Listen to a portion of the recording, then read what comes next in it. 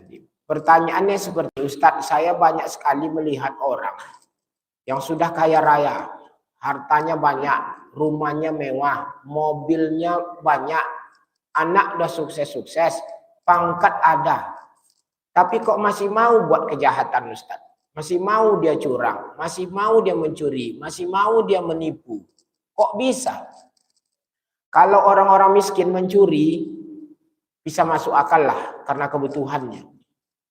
Atau orang-orang susah, orang-orang tak berpendidikan, masih penipu-nipu, buat curang dia, masih bisa kita terima, Ustadz. Tapi ini ada orang, sudah lengkap lah, pangkat hebat, tinggi, duit sudah banyak, rumah mewah, anak udah sukses-sukses, tapi kok masih mau, Pak Ustadz, buat curang. Mengapa ada orang yang sudah seperti rupa dia hidup, sudah sempurna, dia udah oke, dia udah lengkap, dia masih mau dia membuat kesalahan, buat curang, buat dosa, buat maksiat, menipu orang, korupsi termasuk diantaranya.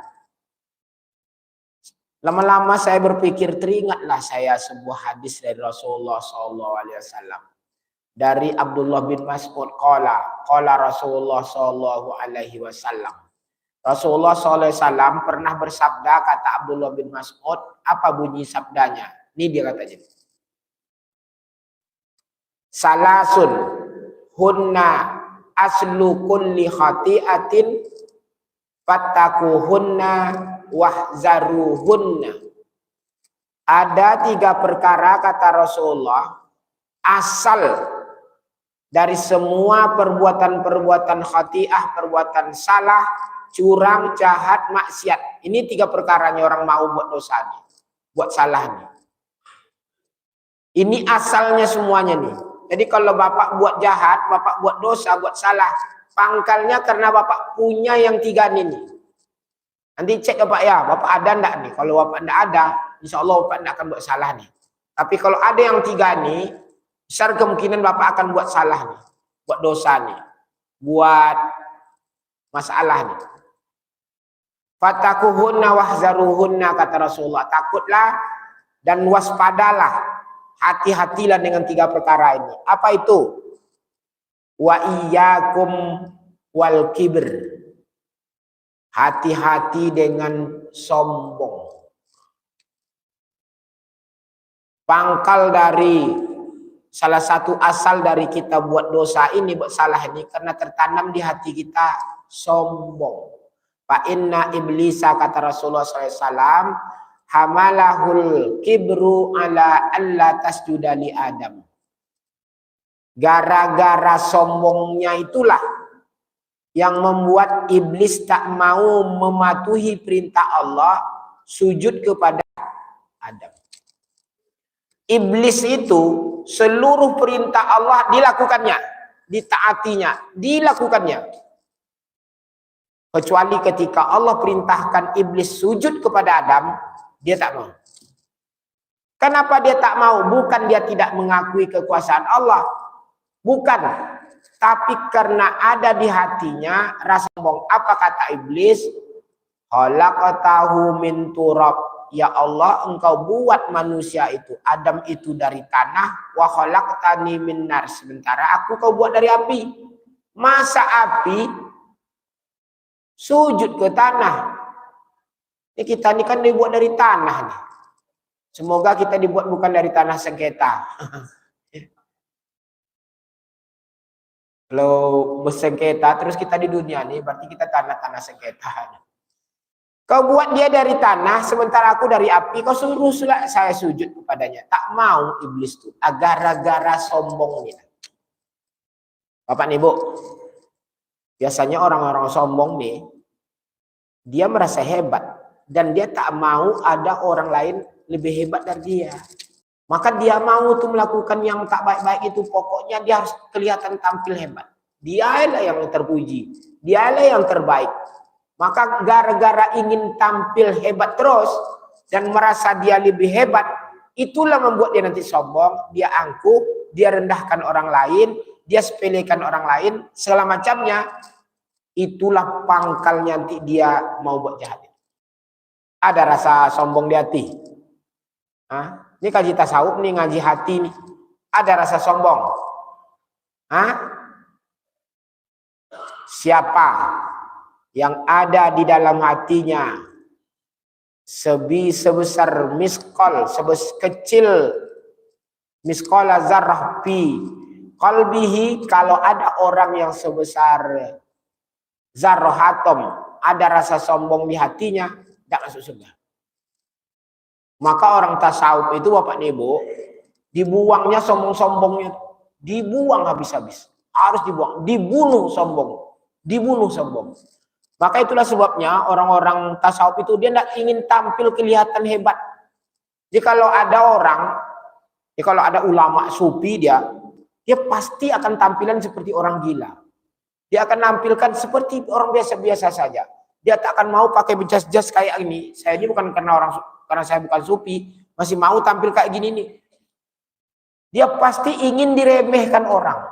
Dia ingin dihina orang. Supaya apa? Supaya terbuang di hatinya, terkikis sombong. Saya sering juga dapat cerita-cerita menarik. Kemarin dikirim oleh orang ke handphone saya. Ada seorang pelajar Indonesia. Tapi ini saya bukan memuji Syiahnya ya, tapi kasus di Iran saja. Ada masjid Imam Hussein, masjidnya cucu Nabi, namanya Masjid Imam Hussein di Iran. Jadi ada pelajar Indonesia ingin membersihkan masjid itu, ikut membersihkan masjid itu. Bergabung ingin membersihkan masjid. Dia mendaftarlah untuk ikut membantu membersihkan masjid. Tak dibayar, tak dibayar. Apa kata pengurus masjid itu? Kamu mendaftar sekarang, 6 bulan besok baru kamu bisa ikut membersihkan masjid. Antri untuk ikut membersihkan masjid. Tahu siapa-siapa yang membersihkan masjid di masjid itu? Itu para jenderal-jenderal ikut membersihkan masjid. Antri jenderal-jenderal itu mendaftarkan dirinya untuk ikut membersihkan masjid. Ada orang kaya di Jawa itu membangun masjid mewah. Masjid dia bangun hebat. Karena saking hebatnya, banyaklah orang datang ke masjid itu. Ramai masjid itu. Tahu Bapak nih Bu, siapa tukang sapu dan tukang bersihkan kamar mandi masjid itu? Hah? Pemilik yang buat masjid mewah itu. Pemilik yang membangun masjid itu, yang punya duit banyak itu, dia yang membersihkan kamar mandi itu. Membersihkan lantai-lantai masjid itu. Supaya apa? Supaya terbuang di hatinya rasa sombong. Dikikis rasa sombong. Masjid dah bangun besar-besar nih. Sayang bangun nih. Orang ramai datang ke masjid nih. Kan muncul rasa sombong tuh. Dia ingin bunuh rasa sombong tuh dengan apa? Dia yang membersihkan kotoran-kotoran orang. Tidak ada harganya saya. Itulah lebih buruk. Maka kalau para sufi itu dia bunuh rasa sombongnya dengan macam-macam cara. Dia bunuh dengan macam-macam cara. Dia buang rasa sombong di hatinya itu dengan macam-macam cara. Termasuk salah satu di antaranya, kadang-kadang kita lihat orang-orang sufi itu, wali-wali Allah itu seperti orang gila. Seperti orang gila. Nggak mau dia tampil-tampil, nggak mau dilihat orang. Maka itulah sebabnya para wali itu tidak diketahui orang, tak diketahui orang. Wali-wali yang sesungguhnya dia tak mau diketahui orang, tak mau. Kalau dia diketahui orang, dia pindah, dia pergi. Umpamanya kita tahu ini wali Allah nih, orang soleh nih, doa-doanya mustajabah umpamanya. Tahu kita, tahu orang, dia pindah tuh, pergi dia. Kalau dia tak mau dia orang mengetahuinya, takut nanti orang memuji-mujinya, lalu itu nanti membuat rasa sombong di hatinya. Nah, dibunuhnya rasa sombong itu dengan cara ekstrim. Dibunuhnya rasa sombong itu dengan cara ekstrim. Saya punya orang kaya, teman saya, tinggal di Jakarta. Saya dapat informasi dia sudah jadi orang kaya di Jakarta. Hebatlah dia gitu. Satu kali saya ke Jakarta, saya telepon. Saya mau tahu seperti apa kamu di sini nih. Tuh kan. Baiklah Warisan, kita ketemu. Saya ada acara di sini katanya. Kamu di mana di sini? Saya ke situ ya. Kita ketemu di rumah makan ini. Oke, ketemu di rumah makan ini. Tahu bapak nih, Bu. Ketika dia turun, saya mau sampai ke Barisan, saya kira dia naik mobil mewahnya. Turun dia dari Kopaja. Kopaja. Tahu bapak nih, Bu, Kopaja? Kopaja itu bis kota, nggak ada lagi busa di dalam tuh. Besi aja lah, rebutan orang dalam tuh, penuh gitu. Penuh dimasukkan sekarang. Tapi sekarang semenjak ada busway ini udah mulai tak ada lagi Kopaja tuh di Jakarta tuh. Dulu saya turun dia makan saya, terus saya makan, saya tanya, kamu orang kaya, masa naik Kopaja? Memang betul-betul kaya kamu enggak gitu. Penasaran kaya kamu enggak? Jangan-jangan cerita aja kamu nih orang kaya. Kamu ke rumah saya lah kan. Ke rumah saya lah kan. Naik Kopaja lagi, bukan naik taksi. Dibawanya saya naik Kopaja. Dalam hati saya, pajak kok pembohong. Cerita orang kaya. Naik Kopaja. Saya aja tak orang kaya. Nak mau Jakarta tuh naik Kopaja. Naik taksi lah sesekurang. Anak iyo. Berhentilah kami. Terus jalan kami sedikit. Betul-betul kaya orangnya. Mewah rumahnya. Mobilnya mobil mewah. Terus saya tanya, kamu orang kaya? Benar orang kaya? Asli kaya kamu? Naik Kopaja. Saya ini dulu kan tahu kamu hidup saya nih Barisan, tahu ya. Kamu miskin dulu, susah hidup kamu. Terus kenapa naik Kopaja? Saya hanya ingin mengingatkan diri saya selalu untuk sadar bahwa saya orang miskin dulu. Maka saya putuskan dalam seminggu itu 2 hari saya naik Kopaja. 2 hari. 2 hari saja naik Kopaja. Dan pas pula kamu datang adalah jadwal saya naik Kopaja. Disengajanya untuk naik menderita-menderita itu untuk menyadarkan dirinya supaya dia tak sombong naik Kopaja. Dan malangnya kamu naik Kopaja, kamu ketemu dengan saya di jadwal saya menjadwalkan diri saya tetap naik Kopaja pergi tempat kerjanya ke perusahaan. Terus gimana saya pulang nanti? Kalau pulang kamu naik taksi lah. Terusan kamu tuh. Saya kan tak naik taksi lagi. Memang diniatkannya hari itu seperti itu. Begitu cara orang-orang tertentu membunuh rasa sombong. Membunuh rasa sombong. Biasanya kan kita yang punya duit, punya kaya, punya jabatan, itu kan. Kok ganteng, kok cantik, ya kan. Itu biasanya muncul rasa sombong. Bunuhlah rasa sombong itu dengan macam cara. Nah, itu. Supaya hilang itu. Karena tak akan masuk surga orang yang punya rasa sombong. Dan kata Rasulullah SAW, pangkal orang mau berbuat jahat itu salah satu diantaranya karena muncul di hatinya rasa sombong. Rasulullah SAW melanjutkan, wa iyyakum wal hirs, hati-hati dengan tamak, loba, rakus, congok. Apa bahasa lagi itu? Lokek lain tuh Pak. Tuh sampilik kahriang itu. Bakhil tuh, kedekut tuh. Cekik ke darah tuh. Bahasa-bahasa lain.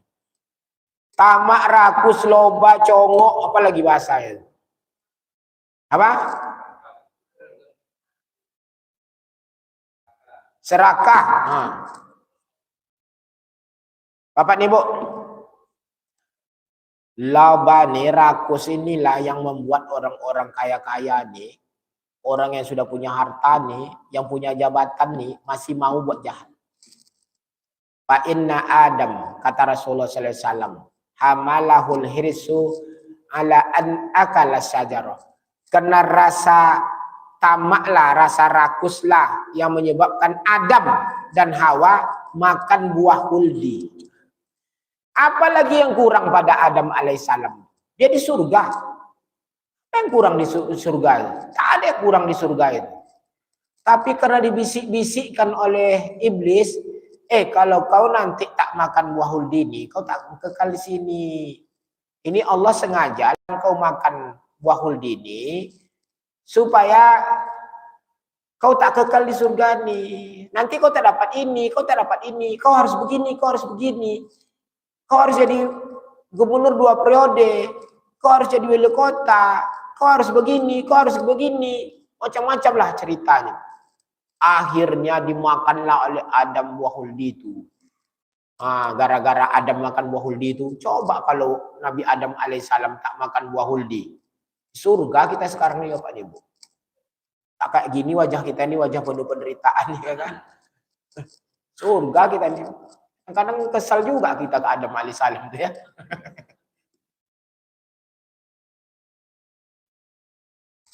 Rasa takut ramak ini berbahaya dan itu bisa mencelakakan kita. Saya ingin kisahkan sebuah kisah tentang Nabi Isa alaihissalam. Kisah ini diceritakan dalam kitab yang berjudul Qasasul Anbiya. Kisah-kisah para nabi yang ditulis oleh Sa'labi. Ada kisah tentang seorang laki-laki menemui Nabi Isa alaihissalam. Ditemui Nabi Isa alaihissalam, lalu dia bilang kepada Nabi Isa alaihissalam, "Wahai Isa, saya ingin menjadi sahabatmu dan saya ingin menemani kamu kemana saja." Karena Nabi Isa alaihissalam, para nabi itu dulu berdakwah tuh jalan. Umpamanya datang ke sini, sudah oke orang di sini, dia pindah ke sana, terus ke sana, terus sana, jalan terus jalan. Saya ingin menemanimu, kata laki-laki itu kepada Nabi Isa alaihissalam. Oke, tidak apa-apa, ayo. Walaupun Nabi Isa alaihissalam ini ragu dengan laki-laki ini, tapi tidak apa-apa, ayo temani saya. Nabi Isa alaihissalam membawa bekal lah 3 buah roti. 3 buah roti. Jalan, lalu sampailah waktunya mereka akan makan siang. Makan siang, Nabi Isa alaihissalam dibaginya lah roti ini. Untuk kamu 1, untuk saya 1. Ayo kita makan. Yang 1 tetaplah dalam tas Nabi Isa alaihissalam. Makan, dia berdua makan. Selesai makan, Nabi Isa bilang kepada laki-laki itu, saya mau bersihkan badan saya di sungai. Ya, kalau kamu mau bersihkan badan kamu sungai, silahkanlah tempat lain, silahkan. Saya mau bersihkan badan saya di sungai itu. Bersihkan badanlah Nabi Isa alaihissalam, selesai, laki-laki itu benar selesai. Baliklah Nabi Isa alaihissalam ke tempat tasnya tadi itu. Ditengoknya roti itu tak ada lagi. Padahal mereka cuma berdua nih. Lalu Nabi Isa alaihissalam bertanya kepada laki-laki itu, tahu kamu siapa yang ambil roti ini? Kamu yang ambil? Tahu kamu siapa yang ambil roti ini? Laki-laki itu bilang, enggak tahu saya siapa yang ambil roti itu. Nabi Isa alaihissalam tidak memperpanjang pertanyaan itu, dia tidak masalah. Lalu dia bilang begini, kita harus nyebrang sungai itu. Kita harus nyebrang sungai itu. Sungai ini dalam, panjang. Tapi Nabi Isa alaihissalam berdoa kepada Allah, ya Allah beri saya kekuatan untuk bisa menyeberang sungai itu. Dipeganglah oleh Nabi Isa alaihissalam laki-laki itu. Lalu Nabi Isa alaihissalam bersama laki-laki itu bisa jalan di atas air menyeberang sungai itu. Nabi Isa memperlihatkan mukjizatnya kepada laki-laki itu. Sampai di seberang sungai itu, Nabi Isa alaihissalam bertanya kembali kepada laki-laki itu. Tahu kamu siapa yang ngambil roti itu? Kira-kira Bapak, ada orang dan menengokkan kehebatannya seperti itu, mukjizat seperti itu. Lalu dia tanya, padahal kita yang ngambil roti itu. Ngaku nak Bapak ini, Bu? Laki-laki ini tidak mengaku. Saya tidak tahu, katanya. Nabi Isa alaihissalam tidak memperpanjang pertanyaannya. Dia lanjutkan perjalanan. Sampailah waktu makan lagi. Lapar, roti kan ada lagi. Nabi Isa alaihissalam melihat seekor rusa dengan 2 anak rusa itu. Dipanggil oleh Nabi Isa alaihissalam rusa itu. Sini. Nabi Isa alaihissalam ngambil anak rusa itu. Lalu dia sembelih, dia masak, dia makan bersama dengan laki-laki tadi rusa itu. Selesai makan, Nabi Isa alaihissalam susun tulang-tulang rusa itu. Lalu dia berdoa kepada Allah, ya Allah, dengan kekuasaanmu, hidupkan lagi anak rusa ini. Tulang-tulang tadi itu. Hidup anak rusa itu. Dan anak rusa itu kemudian lari-lari menuju induknya. Selesai itu Nabi Isa bertanya lagi kepada laki-laki itu, tahu kamu siapa yang ngambil roti itu? Kira-kira bapak dah seperti itu, orang menengokkan kehebatannya. Kalau ditanya ke bapak, tahu kamu siapa ngambil roti itu? Padahal bapak ngambil roti, ngaku nak? Kalau saya dah takut saya tuh, ngaku saya cepat tuh, tak ada di bahaya nih. Laki-laki itu tetap mengatakan tidak tahu. Begitulah dia menyembunyikan keteguhan hatinya. Oke, jalanlah Nabi Isa alaihissalam. Sampailah dia di pinggir kampung, pinggir kota. Nabi Isa alaihissalam mengambil segumpal tanah. Lalu Nabi Isa alaihissalam berdoa kepada Allah, ya Allah, ubahlah tanah ini menjadi emas. Berubahlah tanah itu menjadi emas. Berubah menjadi emas. Nabi Isa membagi emas itu jadi 3. 1 untuk saya katanya. 1 untuk kamu. 1 lagi untuk laki-laki yang mengambil roti. Yang kemarin tuh. Mungkin laki-laki itu di kampung nih. Saya enggak kasih roti ini ke emas yang 1 bungkal lagi. Ini kan 3 nih. 1 untuk kamu. 1 untuk saya, 1 lagi ini kita kan mau belanja di kota ini, nanti 1 lagi nanti kan saya umumkan siapa yang ngambil roti saya kasih emas nih, kata Nabi Isa alaihissalam. Apa? Lalu Nabi Isa bertanya, tahu kamu siapa yang ngambil roti tadi? Saya tidak kasih emas ini 1. Kata Nabi Isa alaihissalam kepada laki-laki itu. Kira-kira apa jawaban laki-laki itu? Laki-laki itu langsung mengaku, Bapak dan Ibu. 2 yang tadi tuh bisa jalan di atas air, kemudian bisa menghidupkan binatang yang sudah disembelih itu, tak bisa membuat dia mengaku makan roti. Tapi ketika Nabi Isa alaihissalam mengatakan siapa yang makan roti saya, yang ngambil roti saya itu, saya nak kasih bungkul emas nih. Laki-laki itu lalu mengatakan kepada Isa alaihissalam, saya yang makan roti itu. Nabi Isa alaihissalam tidak marah. Lalu dia bilang begini, kamu ambillah semua emas. Cuman rupanya dari kejauhan dilihat oleh perampok. Dikasihlah oleh Isa alaihissalam kepada laki-laki itu, ambillah emas nih. Kita udah sampai, mohon maaf kita berpisah ya. Pergilah Nabi Isa alaihissalam. Senanglah dia dapat emas. Cuman ada perampok datang ke situ berdua orang. Nah, ini kisahnya nih. Ini kisah ini dalam kitab Qasasul Anbiya ada. Lalu perampok itu mendatangi laki-laki itu. Terjadilah perkelahian apa segala macam. Akhirnya tidak ada yang menang, tapi ada babak belur lah. Akhirnya mereka sepakat begini sajalah. Gini ajalah katanya. Kita bagi ajalah emas tuh. Sepakat mereka bertiga, emas itu dibagi 3. Ya, dalil. Walaupun para perampok ini kadang-kadang apa nih Bu ya, jahat-jahat, tapi kalau udah janji mereka sepakat itu. Ditaatinya perjanjian itu, disepakati. Ini emas bagi 3. Jalan mereka. Dalam perjalanan itu sampailah waktu makan.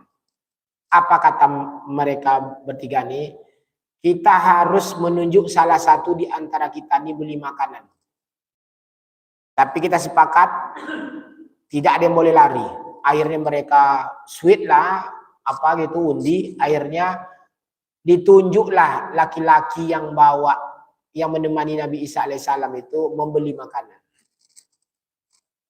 Ketika laki-laki ini pergi beli makanan, ini yang menemani Nabi Isa alaihissalam itu berpikir, saya tak mau emas itu dibagi 3. Saya harus dapat emas itu semuanya. Maka kebersit di kepalanya, saya tidak bunuh mereka 3 itu, saya racun mereka. Dibelilah makanan, dalam makanan itu dibuatnya racun. Nanti dimakan oleh orang berdua nih. Orang berdua nih mati nanti keracunan. Kata yang beli. Tapi yang 2 tinggal ini berpikir sama. Mengapa harus pula kita bagi 3? Kita bagi 2 aja ya kan? Kita bagi 2 aja Mas. Kita bagi 2 aja Mas ini. Caranya apa? Bunuh laki-laki itu. Maka mereka berdua mempersiapkan cara persenjataan atau apa namanya untuk membunuh laki-laki yang beli makanan itu. Lalu datanglah laki-laki yang beli makanan itu, ketika dia serahkan nasi itu, dipukul oleh mereka pakai batu yang besar, mati laki-laki yang membeli nasi. Senanglah mereka berdua. Lalu mereka makanlah nasi itu. Yang beli nasi udah mati, yang berdua itu pun akhirnya mati. Tinggallah emas tuh. Untung kita tak ada di situ ya. Kalau ada kita lah ngambil emas lagi. Bapak dan Ibu, itulah contoh tamak. Rakus itu. Tamak itu, rakus itu berbahaya. Berbahaya. Berbahaya sekali. Itu mencelakakan kita. Mencelakakan kita. Mohon maaf Bapak dan Ibu ya. Kadang-kadang ada orang kaya rumahnya mewah. Rumahnya mewah, fasilitas lengkap, tempat tidurnya empuk, dibeli mahal-mahal. Tapi dia tak tidur di kasur tuh. Dia tak berenang di kolam renang tuh. Dia tak bisa nonton di studio di rumah yang dia buat itu. Tahu apa sebab? Dia tidurnya di dalam mobil. Dia tidurnya dalam kereta api. Dia tidurnya dalam pesawat. Kejar dunia terus, cari terus. Tersiksa dia. Siapa nanti yang menikmati rumah mewahnya itu? Pembantu. Yang nonton di studionya tuh, yang berenang di kolam renangnya itu. Pembantu. Dianya karena kumpul karena rakus. Dirasa tamak inilah yang membuat kita celaka. Itulah yang menyebabkan kadang orang kaya-kaya, para pejabat-pejabat tuh, yang menurut saya tak masuk di akal kita, dia masih mau dia buat jahat itu. Kenapa lagi yang kurang? Duit sudah banyak. Jabatan ada, orang sudah hormat. Apalagi yang mau apa mau lagi dicari? Masih mau juga gitu. Itu hanya ada karena rasa tamak, rasa rakus. Dikejar-kejar dunia, bekerja habis-habisan. Umur 50 tahun sakit-sakitan dia, hilanglah ginjal 1. Cuci darah setelah itu. Diabetes, stroke lah setelah itu karena dia jungkir balik. Ini bapak-bapak ini soalnya ini orang baik-baik nih, orang soleh nih. Nanti kalau mana tahu ada keluarga nanti atau suami atau anak atau apa, diingat-ingatkan itu. Jangan bayo betul cari dunia nih. Jangan bayo betul. Nanti nyesal. Ada orang habis-habisan dia mencari harta itu. Lalu dia harta itu terkumpul, harta itu nanti habis membiayai pengobatannya. Habis untuk membiayai pengobatan. Saya punya kawan kemarin, umur sama dengan saya. Dia dapat jabatan. Padahal saya sudah ingat-ingatkan dia tuh. Hati, kamu tidak punya pengalaman, kamu jadi kepala dinas ini. Tidak punya pengalaman, kamu bahaya. Apalagi kepala dinas itu, duitnya banyak, hati-hati, resiko. Berhenti dia jadi kepala dinas, sakit-sakitan dia. Sekarang udah ngeri 4 kali seminggu dia cuci darah. Ginjalnya sudah 0 kata dokter itu. Tidak lagi bisa menyaring darah. Stres. Bapak, yang membuat penyakit itu bukan fisik kita, bukan zohir ini. Yang buat sakit itu pikiran. 80% yang buat sakit itu pikiran. Andai-andai yang membuat sakit itu fisik, orang-orang gila itu udah duluan tumbang-tumbang tuh sakit. Orang gila tuh makan di mana-mana. Dimakan kotor-kotor, sampah-sampah, mandi tidak jelas, tidur entah di mana-mana, tak berbaju. Sehat-sehat aja dia. Sehat-sehat aja dia. Bapak tidur di rumah pakai AC, makan terjaga, lalu sakit. Tahu kenapa buat sakit apa tuh? Ibu tuh pikiran. Nah, supaya sehat bapak nih bu, jadi orang gila aja lah. Maksud saya tuh, usah pikir-pikir lagi, sehat bapak nanti. Saya dulu masuk rumah sakit di Eka Hospital. 4 hari 4 malam saya di rumah sakit. Diceklah seluruh sakit saya, ginjal, paru-paru, jantung, pokoknya semua dicek. Kata dokter sehat, tak ada masalah. Lalu terakhir dokter itu bilang, mohon izin bapak, penyakit bapak nampaknya di lambung. Kayak apa jalannya dokter? Begini-begini. Oh betul lah Pak dokter, lambung sakitnya itu. Terus dokter gimana caranya? Masukkan alat, mengecek di foto lambung saya itu seperti apa. Istilahnya endoskopi namanya itu yang. Terus saya tanya, mak gawat tuh dokter ya. Apa resikonya? Ya 1 dari 1000 ada yang rusak pita suaranya. Mak, pita suara, awak penceramah, hilanglah pita suara. Awak nih. Terus saya bilang ke dokter tuh, udahlah dokter saya pulang saja. Saya putuskan aja lah penyakit saya ini lambung. Lambung itu kan tinggi dari rumah kan, pulanglah saya dokter. Terus saya sampai di rumah, saya tidak memastikan lagi penyakit saya apa betul lambung. Pergilah saya ke dokter Andi Zainal. Dia kan dokter senior penyakit alam kan. Saya pergilah ke dokter itu, dicek oleh dokter itu, apa kata dokter itu, memang bapak penyakit asam lambung. Terus gimana Pak dokter lambungnya? Sama nasihatnya, asam lambung itu banyak diet makan. Tak boleh makan nih, tak boleh makan nih, harus disiplin makan. Itu ada salah seorang profesor yang telepon saya, senior saya di UIN, mantan rektor, dia telepon. Apa penyakit angkat ya? Asa Ocu. Apa penyakit angkat ya? Terus saya tuh bilang, asam lambung kata dokter. Apa kata dia? Atu muda ubernya. Sepele penyakit angkat katanya kan, asam lambung. Apa ube itu? Wang disiplin makan katanya. Disiplin makan. Kemudian yang kedua, jangan pikir dunia oleh. Saya penuhi nasihatnya itu Bapak. Saya disiplin makan waktu itu. Terus saya tak pikir lagi dunia. Dapat dunia, dapatlah. Tak dapat, enggak saya pikir. Enggak saya pikir-pikir. Enggak ada stres saya lagi, enggak ada lagi. Enggak ada lagi pantangan saya. Dulu makan buah-buah tertentu aja mulai perih-perih perut saya. Sekarang nenas yang dilarang oleh orang asam lambung itu, saya makan nenas. Bukan sepotong, 1 bijinya. Katanya kan tuh orang-orang asam lambung tuh ada buah-buah jeruk yang asam apa semua enggak ada. Upaya yang buat sehat itu memang pikiran. Nah, jadi kalau bapak-bapak yang udah tua-tua nih biar panjang umur tuh jadi orang gila aja dah. Saya pikir betul lagi. Kalau ada orang yang nengok kita nggak usah pikirkan apa segala macam, anak, cucu apa segala macam, tetangga kiri kanan apa segala macam. Udahlah, selesailah tuh. Sehat apa? Lobani itulah yang berbahaya tuh. Rakus tamak itu yang berbahaya. Ini kita nih, mohon maaf nih, semakin tua kata Rasulullah SAW, semakin panjang angan-angan kita, tulul amal itu makin banyak. Saya merasa, saya bapak nih bu, saya waktu kecil-kecil dulu tidak panjang angan-angannya. Dapat beli sepeda 1 udah lah. Dapatlah saya beli sepeda 1. Dengan cara dulu waktu kecil-kecil mau mecah batu.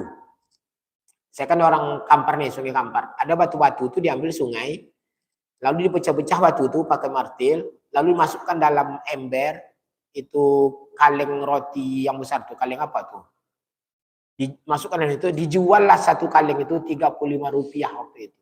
Batu yang diambil sungai, dipecah, masukkan dalam kaleng itu, dijual lah Rp35. Saya kumpulkanlah duit itu berbulan-bulan, dapatlah sepeda itu. Sampai tamat SD. Naiklah umur saya, sampailah di SMA. Tidak ada angan-angan tuh, sepeda aja tuh, pergi sekolah sepeda apa. Kuliahlah saya, mulailah angan-angan ingin punya sepeda motor. Punya Honda. Dapat Honda. Inginlah pula saya punya mobil. dapat mobil.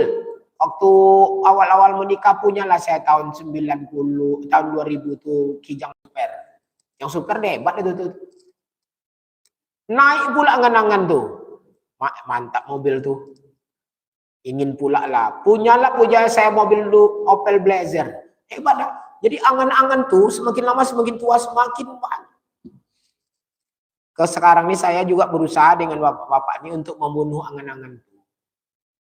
Sama dengan bapak ini. Harus dibunuh sudah. Kalau 50 tahun ke atas, umur saya ada lebih 50 tahun nih. Itu sisa-sisa hidup tuh. Saya kalau tanya orang berapa umur, enggak ada, saya sisa-sisa hidup aja lagi nih.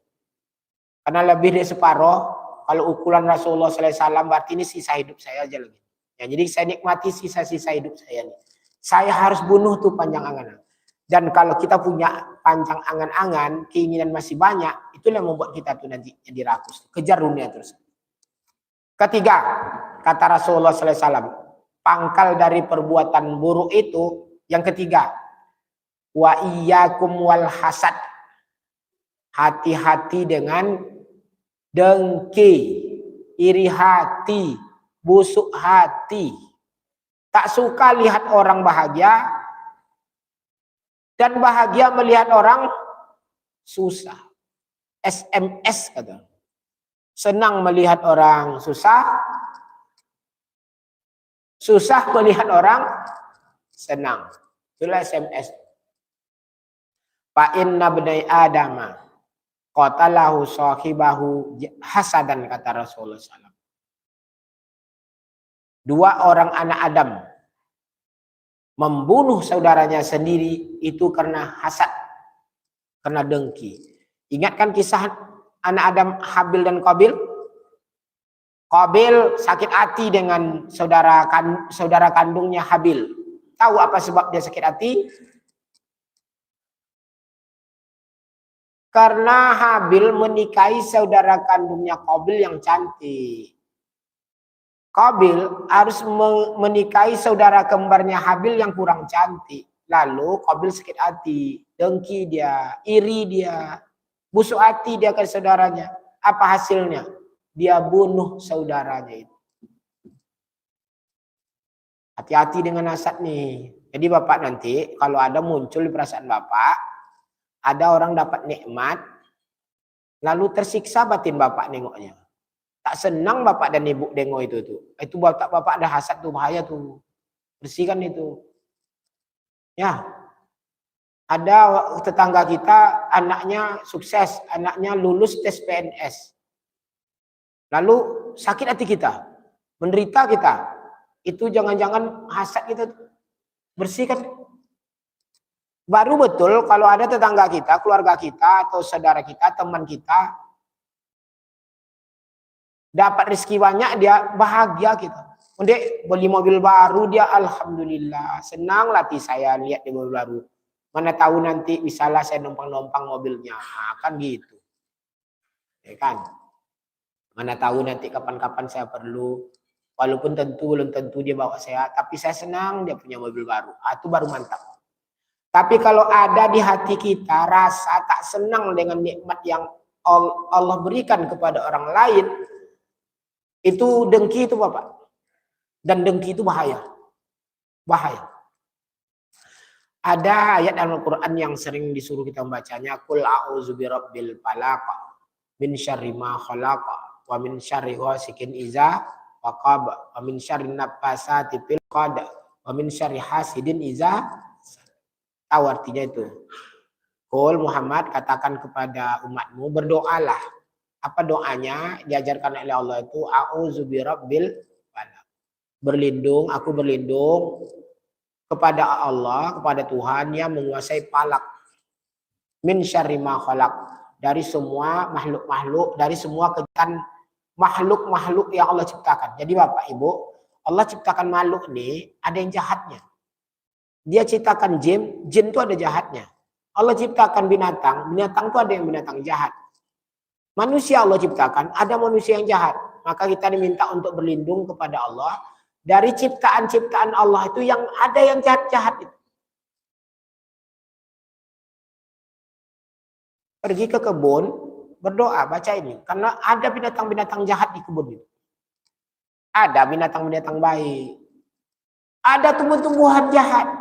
Ada tumbuh-tumbuhan yang baik. Karena ciptaan Allah itu ada yang diciptakan yang baik, ada yang tak baik. Wa min syarri wasikin iza waqab. Ya Allah, berlindung juga aku dari malam yang semakin gelap. Di kejahatan itu semakin gelap, semakin malam itu semakin gelap, dia semakin berbahaya. Wa min syarrin nafasati fil 'uqad. Dari perempuan-perempuan tukang sihir. Kok perempuan tukang sihir? Memang perempuan nampak saya tukang sihir. Mak lampir itu perempuan ya kan? Apalagi? Kuntilanak itu perempuan. Suster ngeset toh perempuan. Nyi Roro Kidul pokoknya emang perempuan tuh tukang sihir nih, nenek lampir itu perempuan, pokoknya gitulah. Jadi kita juga diminta oleh Allah, minta perlindungan dari tukang-tukang sihir, perempuan-perempuan tukang sihir. Ada laki-laki tukang sihir, ada Pak, ada Bu. Nah, cuman Al-Quran sengaja menyebut perempuan ini perempuan tukang sihir. Karena kalau perempuan itu marahnya gawat. Marahnya agak gawat sedikit. Tapi anehnya di ayat ini ujungnya ditambahkan wa min syarri hasidin iza hasad, dan kita diminta berlindung dari orang yang dengki apabila dia dengki. Setara Bapak Ibu, pendengki itu dengan perempuan tukang sihir, dengan makhluk-makhluk Allah ciptakan yang makhluk-makhluk itu memang ada yang jahat diciptakan oleh Allah itu, dan gelapnya malam itu ada setara itu. Begitulah level orang yang hasad tinggi. Jadi kalau Bapak punya sifat hasad, itu Bapak berbahaya. Bersihkanlah tuh hasad, buang tuh hasad. Kalau ada dengki kitanya, itu berbahaya tuh. Kalau ada rasa dengki di hati kita itu berbahaya. Berbahaya bagi orang, iya. Iyalah Pak, biar aja lah orang lain yang berbahaya, enggak apa-apa lah. Bapak Ibu jangan kira berbahaya untuk orang, untuk kita juga berbahaya. Para ulama nyebut kayak gini, ungkapan ini viral nih di kalangan para ulama. Apa katanya? Al-hasud la yasud. Orang yang pendengki takkan pernah bahagia. Cuman dia akan bahagia? Tengoknya orang ini sakit pula hatinya. Tengoknya orang ini lah menderita pula dia. Tengoknya orang ini lah susah pula dia. Asal ada orang dapat nikmat dari Allah, dia susah, dia menderita, dia tak bahagia dia. Lalu apa akibatnya? Akibatnya dia itu akan jadi orang yang sakit-sakitan. Orang yang dengki itu hatinya sempit. Kalau hati sudah sempit, dada pun sempit. Kalau dada sudah sempit, muka pun tak enak ditengok. Senyum tak ada. Jadi kalau ada bapak-bapak yang payah senyum, itu jangan-jangan hasad itu. Tapi kalau ada orang mudah senyum, ya mudah dia senyum, ketemu dengan orang senyum aja dia, mukanya, wah, hati lapang. Ya latih-latih senyum Bapak Ibu ya. Ini saya yakin nih kan tak senyum sekarang ini karena ngantuk aja nih. Nanti keluar dari masjid nih, ketemu dengan orang senyum lah. Senyum itu sedekah. Dan senyum itu tanda orang hatinya lapang. Kalau ibu bapak ketemu dengan orang senyum ibu bapak, orang itu akan balas bapak dengan senyum juga. Apa akibatnya di bapak? Hati bapak pun menjadi lapang, tenang. Orang yang menerima senyum bapak, dia pun akan bersahabat dengan bapak. Tapi kalau hati sempit ini, dada sempit nih, payah senyum tuh payah. Payah. Senyumlah. Tapi kalau bisa senyum itu, ada orang aja ya. Kalau tak ada orang, jalan sendiri, jangan senyum, jangan. Bahaya. Nanti kira orang yang gila dia nih. Pulang ceramah dengan subuh tadi, senyum aja ibu ini bapaknya, nanti gila. Ketemu dengan orang, senyum. Itu tanda bapak hati lapang. Tanda hati bapak bersih. Insya Allah tak dengki. Ketemu dengan siapa-siapa, dengan tangga apalagi, dengan saudara kita lagi. Jangan cemberut aja. Jangan cemberut saja. Muka yang bersih itu sebenarnya menandakan hati yang berlapang. Sama dengan yang tadi itu, kalau hati kita udah bersih, pikiran kita bersih, kita tak curiga dengan orang, kita tak jahat dengan orang, sehat Bapak. Bapak sehat. Panjang umur. Ada cerita. Ada ulama besar dalam dunia tasawuf namanya Al-A'sami. Ini kisah ini diceritakan dalam kitab-kitab tasawuf itu. Al-A'sami itu satu kali melakukan perjalanan, ya ulama-ulama ini lakukan perjalanan. Dalam perjalanan itu dia ketemu dengan seorang laki-laki umurnya 120 tahun. 120 tahun sehat masih bekerja. Itu anak saya, kata dia. Anaknya udah tua-tua renta. Itu cucu saya. Cucunya udah parah juga. Cicit saya, udah parah-parah. Dia 120. Ada yang sampai 120 besok nih. Kalau tengok-tengok gaya, cara duduk, nak yakin saya. Dapat 80, 85 dah hebat dia kan. 80, 85 dia hebat. 70 lah, 75 ya kan. 120. Nah, di Al-A'sami ini pun penasaran dia. Dia tengoknya seperti apa Bapak tuh makan. Makannya tak ada pantangan. Tak ada pantangannya. Kalau orang tua-tua ini kan ada banyak pantangan makannya kan. Tak boleh gula lagi, nasi dikurang, apa semua. Ini dia tidak pantangannya. Kerjanya. Pokoknya hebat Bapak ini. Kalau ditanya. Hebat umur Bapak. Apa resepnya? Apa yang Bapak lakukan sehingga Bapak bisa panjang umur?